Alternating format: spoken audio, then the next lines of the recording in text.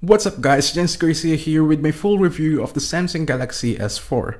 This is one of the most anticipated 1080p phones for this year, and just like its predecessor, the Galaxy S3, these are just flying off the shelves, and in fact they're selling a lot quicker than the predecessor. Now there's a mixed feelings when this phone came out after consumers witnessed the unveiling of the HTC One.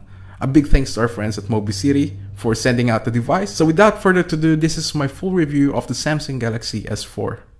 The Galaxy S4 has that slight resemblance to the Note 2, and I know a lot of people have been saying that this looks like the Galaxy S3, and I kinda disagree to that. To be honest, I picture this phone as a smaller version of the Note 2. What's very impressive about this phone is how it has almost the exact dimensions as the Galaxy S3, and the fact that Samsung still managed to thinner down the phone, and it just really wowed me. Now considering that this phone has a bigger screen and battery. Now if you notice that the design of the Galaxy S3, with the Galaxy S4 you'll find less spaces at the front, especially where the home button is. Now comparing to the S3, you'll definitely find more spaces on the device. So with the Galaxy S4, it's more sort of a compact, so you will have like almost edge-to-edge display. And I guess the biggest differences between the S4 and the S3 is how the corners on the Galaxy S4 are not as curved as the S3. The phone is lightweight and very comfortable to hold. Now if you've seen my video comparison of the design between the HTC One and this, I did mention that the Galaxy S4 is a lot more comfortable to hold. Now some of you might disagree because the phone has a bigger display and comparing it to the HTC One, but to be honest, I didn't really have any trouble using the phone. Now I've got a normal size hands, so just to give you an idea. I guess the biggest disappointment to a lot of people, including myself, is the build of the phone. Now Samsung still used the same plastic with sort of like honeycomb textured embedded to the back and front of the device. Now comparing it to the HTC One, you can really feel straight away how nicely built the HTC One is comparing to the S4. Now I do understand how it will affect the production, but they could have done something like what they've did with the Wave series and how it's got a metal back. But other than that, I do love the design of the phone overall. And just to let you know, the chrome finish around the phone is just plastic with brushed aluminum finish. Now taking a look at the placements of the phone, at the front you'll find the LED notification light, earpiece, gesture and proximity sensors, and the 2 megapixel front-facing camera. Looking below that are your capacitive buttons as well as the good old home button. On the back is a 13 megapixel camera with an LED flash, the Samsung logo, and a speaker. On the left hand side of the phone is a power and lock button. On the other side is the volume rocker. On top of the phone is a 3.5mm headphone jack, microphone, and the IR blaster, which lets you use the device as a remote control. The micro USB port is also located on the bottom along with the microphone.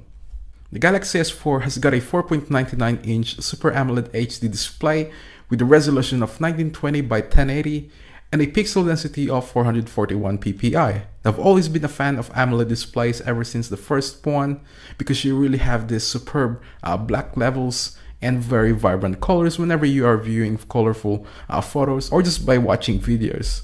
Now although it's a great display, there's also going to be some issues, for instance the colors, because sometimes the colors can be inaccurate, and that's where the Super LCD 3 displays on the HTC One comes in, as it gives you more natural colors as opposed to the AMOLED HD display on the S4.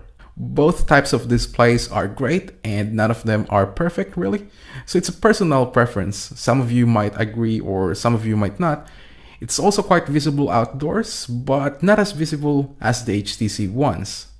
Although it has a slightly lower pixel density, you won't really be able to tell the difference unless you use a magnifying glass. The texts are very sharp and crisp, with no signs of any pixelation. Having that almost 5-inch display together with its full HD resolution is just a great user experience. There are two types of Galaxy S4s powered by different processors. There are the octa-core and the quad-core models. Unfortunately, I've only got the quad-core version here. Although based from the people who have used both versions, they didn't really find a significant differences between the two. Now this is clocked at 1.9 GHz, which is pretty crazy, and it's also using the latest Snapdragon 600 processor from Qualcomm. It's also accompanied by 2 GB of RAM, I must say DDR3 RAM, and a quad-core Adreno 320 GPU. So basically, in other words, it's packed with all the latest high-end components. I did different types of benchmark tests against the biggest rival of the Galaxy S4, but the Galaxy S4 just beats it in every possible way. Now, although the Galaxy S4 wins the benchmark test, when it comes to real-world usage though, the HTC One just felt a lot faster and smoother comparing to the S4. Now sure, it's got a better components, but the latest TouchWiz is just killing the performance of the phone. It tends to lag a lot and stutter once the gestures and all other features are turned on. And in fact, when I first booted up the phone, I've only had a little over 9 GB of system storage, as opposed to at least 12 to 14 GB of storage. The 2600 mAh battery may seem a lot bigger as well compared to the 2100 mAh battery on the Galaxy S3, but to be honest, it didn't really feel like there's a huge improvements on the Galaxy S4. I usually use my phone at college from 9 AM to 4 PM, and by the time I get home, I will only have 20% left. Now, whenever I'm at college, I use my data connection simultaneously to browse the web. So the battery is still not as good comparing to the Note 2, which really has a great battery life. Now, the reason why there's not much improvements is because of the higher clock speed rate and the DDR3 RAM, which consumes more power.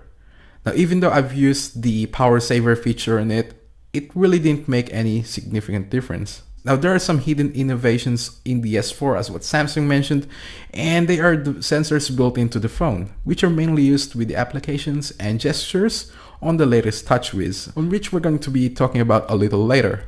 The Galaxy S4 comes with a 13 megapixel rear camera with autofocus comparing to the 8 megapixel camera on the S3, plus a 2 megapixel front-facing camera. Now, both cameras can record 1080p videos at 30 frames per second. The camera at the front is actually quite impressive. The end results gave me a natural look, so meaning the colors were very accurate. The only thing I've noticed with it is that the ISO could be a little better, comparing it to the HTC One that has a better sensitivity. The 13 megapixel camera is a huge step up from the 8 megapixel camera from its predecessor. The image quality isn't actually all bad at all. During daylight, I was able to capture some really sharp and detailed photos, which in my opinion turned out a lot better than the HTC One. The macro capability is superb as well, which is quite surprising for a smartphone. Now, taking photos at night could be a little better as it is having trouble picking up some light, whereas with the HTC One, since it has a bigger sensor, therefore taking low light shots is a lot better than the S4. There are plenty of editing choices to choose from with its new and redesigned UI, but basically most camera features are the same as the HTC One. But the ones that are not are the Sound in Shot and Dual Shot. Sound in Shot basically lets you record a few seconds of voice and add it to the photo. So if you want to send a birthday message to someone, for example, then the Sound in Shot feature will do the job for you. Now, the Dual Shot is another feature where it enables you to use both front and rear cameras. You can also add a frame to it and adjust the size of it. Now, this isn't something that I will always going to be using all the time, but it is still nice to have that option if you really want to be creative. What you gotta love about the S4 is that it's running the latest Android 4.2.2 Jelly Bean, so meaning you'll have almost all the Jelly Bean goodness, like the new lock screen, for example, which you can now customize by adding widgets, as well as Daydream, which is basically a screensaver. Sadly, there's no Photosphere on this. Now, I love using Photosphere because it lets me take a 360-degree panoramic shots, so I guess we're only going to be seeing them on the Nexus devices. Or if you know how to root your phone, then you can always install it. Samsung maintained the TouchWiz look on the latest UI, with not so much of a difference comparing to the previous TouchWiz. Take a look at the status bar, for example. Instead of just sliding to find the toggles that you're looking for, it now includes a button where it displays all the toggles so you don't have to slide from left to right. The other major change is the settings page. To me, it looks a lot more organized, as what they've done is they've parted the settings into different parts, so you now have tabs for your connections, device, accounts, and more. So that's great to see instead of just scrolling up and down. All I can say about the latest TouchWiz is how it's jam-packed with so many new features. which is pretty crazy. We all know how Samsung loves their consumers to really enjoy and interact with their products, and that's exactly what they've done with the Galaxy S4. I'm not gonna go through all of it, but I'm just going to be showing you some of my favorites. The first one is Quick Glance. It displays your status information just by moving your hand above the sensor. Now you can also customize this, so depending on what information you want to be displayed. So for example, you want your Twitter or Facebook notifications to show up, then you can always customize that on the settings page. The next one is Air Jump. Moving your hand up and down whenever you're on email or internet will scroll the page. And if you move your hand from left to right, it will then go to the next tab. Then you've also got the smart features like the smart pause, for example. Now I find this to be really cool because when you look away from the phone, the video will pause automatically. Now it works very well and I haven't really had any problems with it, even though I was actually a bit worried in the first place. Last but not the least is Air View. Now what's cool about this feature on the S4 is that you don't need to use the stylus to actually preview the content. Unlike the Note 2, you will need to use the stylus for this feature. All you have to do is to hover your finger to preview the content on that folder. It also works the same with video playback and emails. Samsung also added some new apps including S Health and Watch On. I really enjoyed using the S Health as this is something that would help me a lot whenever I'm at the gym. Not only it detects my steps, but it basically recognizes all of my movements. You can also add up all the meals that you've had to find out how much calories you've had. Now Watch On is another cool app and its functionality is about the same as the TV app on the HTC One. So you'll have the ability to control your TV and check out the TV guide. The UI of this is quite simple and same with setting it up. So if you have multiple remote controls, then this will definitely solve your problem. The only biggest issue I find with the latest TouchWiz is that it lags and stutters a lot. In my opinion, Samsung really hasn't worked on the optimization of all the new features because really the phone should be able to handle it with no problems. Just to give you a quick tip, if you're not going to be using all the features, just turn it off as it speeds up the phone. Even though Samsung really made us all hyped about this device, I really didn't get that wow effect compared to the Galaxy S3, but being said that, the Galaxy S4 is a great phone. It's got heaps of new features even though I find it to be too much for a user. And even though it doesn't have the best build, there's still benefits from having the plastic back. One main reason is that you can easily change the battery once it's faulty. And secondly, if you scratch it, then there are tons of back covers that you can buy online. So there you have it guys, that is my full review of the Samsung Galaxy S4. Thank you all for watching, and if you enjoyed watching this video, please give it a thumbs up. And if you want to see more of my videos, please do subscribe. I'm Jens Garcia and I'll see you all in the next one.